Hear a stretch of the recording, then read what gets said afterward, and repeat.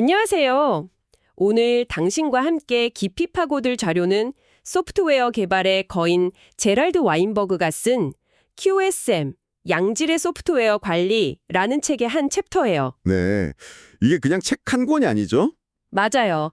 페이퍼백으로는 4권, 전자책으로는 무려 9권에 달하는 엄청난 시리즈거든요.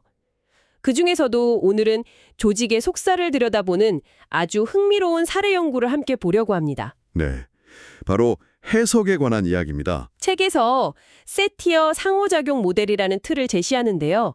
우리가 외부 정보를 받아들이고 그게 무슨 뜻인지 파악하고 이게 중요한가 판단해서 마지막으로 행동하는. 그렇죠. 수용, 의미, 중요성, 반응, 이 네 단계죠. 네, 바로 그 네 단계요. 오늘은 이 중에서 두 번째, 바로 의미를 파헤치는 과정에 집중할 겁니다. 간단히 말하면 데이터 뒤에 숨어있는 진짜 이야기를 읽어내는 거죠. 맞습니다. 오늘 우리의 임무는 슬립 차트라는 언뜻 보면 그냥 평범한 그래프가 어떻게 한 조직의 무의식적인 문화 패턴까지 엑스레이 사진처럼 찍어낼 수 있는지 살펴보는 거예요. 와, 엑스레이 사진이라니? 저자가 인용한 문장이 아주 의미심장한데요. 프로젝트 계획과 일정은 그 자체로는 아무 의미가 없다. 하지만 개발팀 모두가 이해하는 비밀스러운 일정이 존재한다. 바로 그거죠. 저희는 오늘 공식적인 계획 너머에 있는 그 비밀 일정을 읽어내는 탐정이 되어보는 겁니다. 와, 비밀 일정이라니 벌써부터 흥미진진한데요? 그럼 그 비밀을 캐내는 도구, 슬립 차트라는 게 대체 뭔가요? 프로젝트 관리에서 슬립이라는 건 아주 간단히 말하면 약속을 어기는 거예요. 약속을 어기는 것? 네. 예를 들어 10월 27일에 끝내기로 약속했는데 죄송합니다. 아무래도 11월 18일에나 가능할 것 같아요. 라고 말하는 순간 22일짜리 슬립이 발생한 거죠. 아하, 그냥 지연이네요. 그럼 발표일은 그 말을 한 날짜고요. 바로 그거예요. 여기서 진짜 중요한 건 일이 늦어지는 것과 늦어진다고 언제 말할 것인가는 전혀 다른 문제라는 점이에요. 아, 그게 다른 문제군요. 네, 후자는 순전히 경영적인 판단이고 바로 이 지점에서 조직의 문화가 적나라하게 드러나죠. 슬립 차트는 바로 이 두 가지, 즉 언제 발표했는가와 그래서 새로운 약속 날짜는 언젠가를 보여주는 그림입니다. 그럼 그 차트를 어떻게 읽어야 우리 같은 탐정이 단서를 찾을 수 있을까요? 차트에 이상적인 대각선이 하나 있다고 상상해 보세요. 이걸 기준선이라고 부르는데요. 기준선이요? 네, 프로젝트가 하루 진행되면 마감일도 하루 가까워져야 하잖아요. 그게 이 선이에요. 완벽한 프로젝트는 이 선에 딱 붙어서 오른쪽 아래로 내려가겠죠. 발표일과 납품일이 같아지는 순간, 그러니까 프로젝트가 끝나는 지점에서 이 선과 만나게 되겠네요. 정확합니다. 그래서 건강한 프로젝트는 이 선에 최대한 가깝게 붙어서 가려고 노력하는 모습을 보여요. 이 선에서 얼마나 그리고 어떻게 멀어지는지를 보고 조직의 건강 상태를 진단하는 거죠. 그렇군요. 조직의 건강 상태를 보여주는 일종의 심전도 같은 거네요. 그럼 첫 번째 환자, A사부터 한번 진단해 볼까요? 어떤 상태인가요? A사의 차트를 보면 재밌는 패턴이 보여요. 이 데이터를 좀 더 쉽게 보기 위해 슬립 리드 차트라는 걸 그려볼 수 있는데요. 슬립 리드 차트요? 그건 또 뭐죠? 이건 얼마나 미리 알려졌는가, 즉 리드와 실전 얼마나 길게 미뤄졌는가, 즉 슬립의 관계를 보여주는 거예요. A사의 경우 납품일에 임박해서 일정을 바꿀수록 지연되는 기간도 작아지는 경향이 뚜렷하게 나타나요. 잠깐만요. 그게 왜 좋은 신호죠? 임박해줘 알려주는 건 오히려 더 나쁜 것 아닌가요? 좋은 질문이에요. 그건 프로젝트가 통제 불능 상태로 마구 미끄러지는 게 아니라는 뜻이거든요. 아, 막판에 가서도 어느 정도 통제력을 가지고 조정을 하고 있다는 뜻으로 해석할 수 있어요. 예측이 100% 정확하진 않지만 문제가 걷잡을 수 없이 커지도록 내버려두진 않는다는 거죠. 아하. 그래서 비교적 건강하다고 말하는 거군요. 네, 맞습니다. 근데 책을 보니까 A사가 대체로 실제 필요한 기간보다 3분의 1 정도 낮게 예측하는 경향이 있다고 하던데요. 제 상사였다면 33%나 되는 오차를 건강하다고 하진 않았을 것 같아요. 하하, 맞아요. 완벽한 상태는 아니죠. 이 차트가 A사에 대해 알려주는 건 딱 세 가지예요.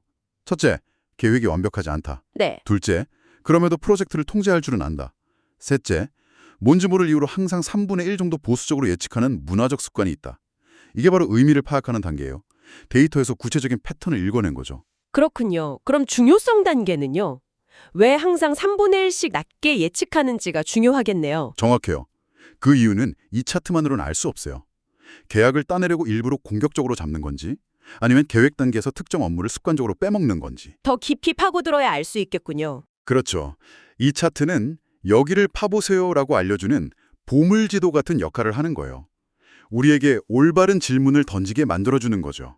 알겠습니다. 그럼 A사는 뭐 고칠 수 있는 만성 비염 정도의 환자라고 볼 수 있겠네요. 네, 그 정도 비유가 적절하겠네요. 하지만 모든 회사가 이렇게 건강하진 않겠죠. 이제부터가 진짜일 것 같은데 두려움이 조직을 어떻게 망가뜨리는지 보여주는 B사의 사례로 넘어가 보시죠. B사는 정말 흥미로운 사례예요.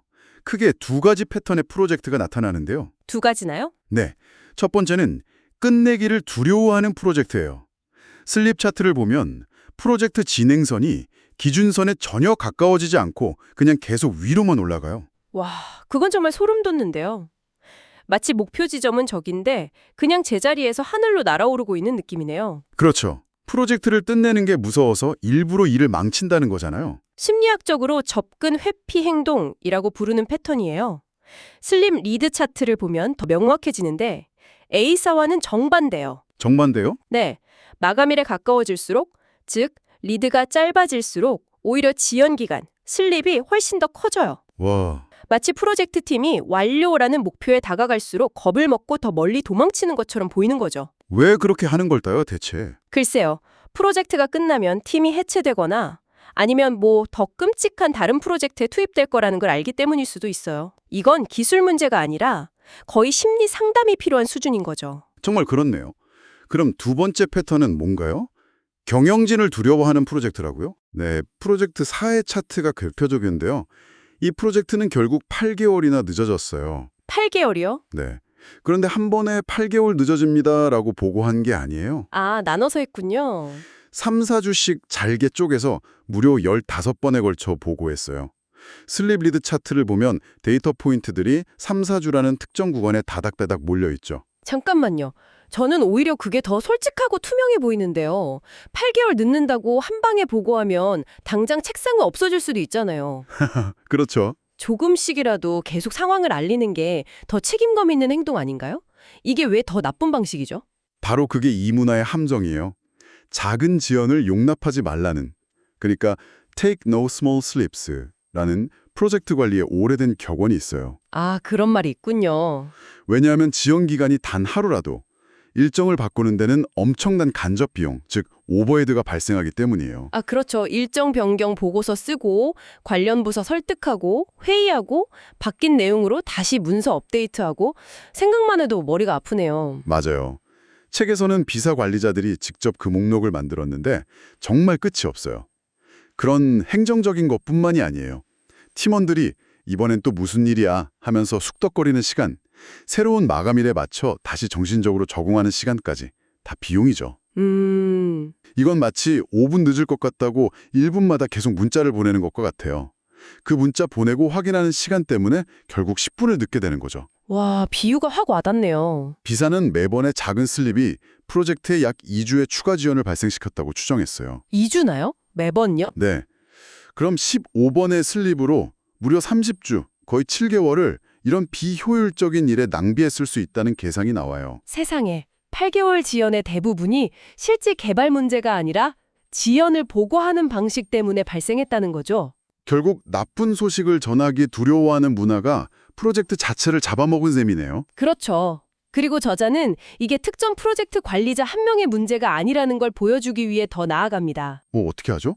여러 프로젝트의 기간을 전체 완료 시간 중 차지하는 비율로 정교화해서 차트를 겹쳐봤더니 놀랍게도 거의 모든 프로젝트가 소름 돋을 정도로 똑같은 패턴을 보였어요. 와, 정말요? 네, 이건 회사 전체에 공포의 문화가 만연해 있다는 강력한 증거죠.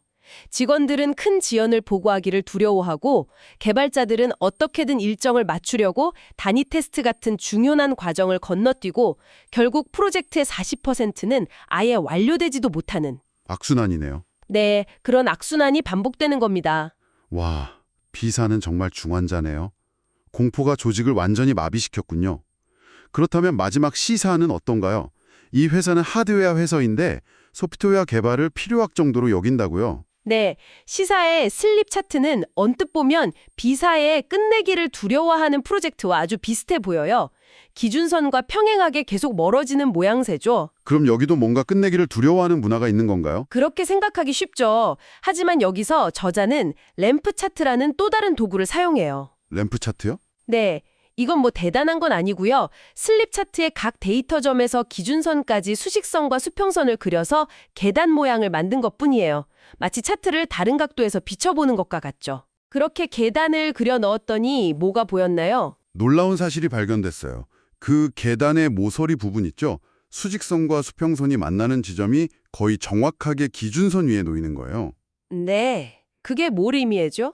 그들은 제품 납품 일정을 계획한 게 아니라 다음 발표일 자체를 계획했다는 뜻이에요. 와, 잠시만요. 그게 무슨 뜻이죠? 발표일을 계획했다니요? 이런 식이에요. 경영진이 다음 분기 발표회 때 뭔가 보여줘야 하니까 3개월 뒤로 일단 날짜 박아놔라고 압박하는 거예요. 아, 그럼 팀은 그 날짜를 공식적으로 발표는 하지만 실제 개발은 그 일정을 완전히 무시하고 자기들만의 속도로 진행해요. 그리고 발표일이 다가오면 또다시 다음 발표에 맞춰 새로운 날짜를 던져주는 거죠. 세상에. 그러니까 B사는 상사를 너무 무서워해서 3주짜리 작은 거짓말을 반복한 거고 C사는 아예 상사를 무시하고 자기들만의 달력으로 일했다는 거네요. 바로 그겁니다. 차트 모양은 비슷한데 문화는 정반대라는 게 정말 놀랍습니다. 하나는 두려움이고 다른 하나는 무관심 혹은 경멸이네요. 바로 그 지점이에요. 이게 이 챕터의 핵심이죠. 비슷한 데이터 패턴 뒤에 완전히 다른 인간 행동 모델이 숨어 있을 수 있다는 것.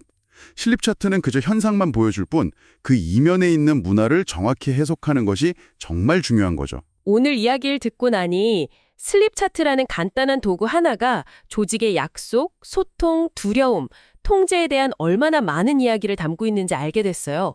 이제 프로젝트 진행 보고서를 보면 그냥 날짜가 아니라 조직의 심리 상태를 보여주는 신호로 보일 것 같아요. 모든 것이 다시 처음에 세 티어 상호작용 모델로 돌아오는 거예요.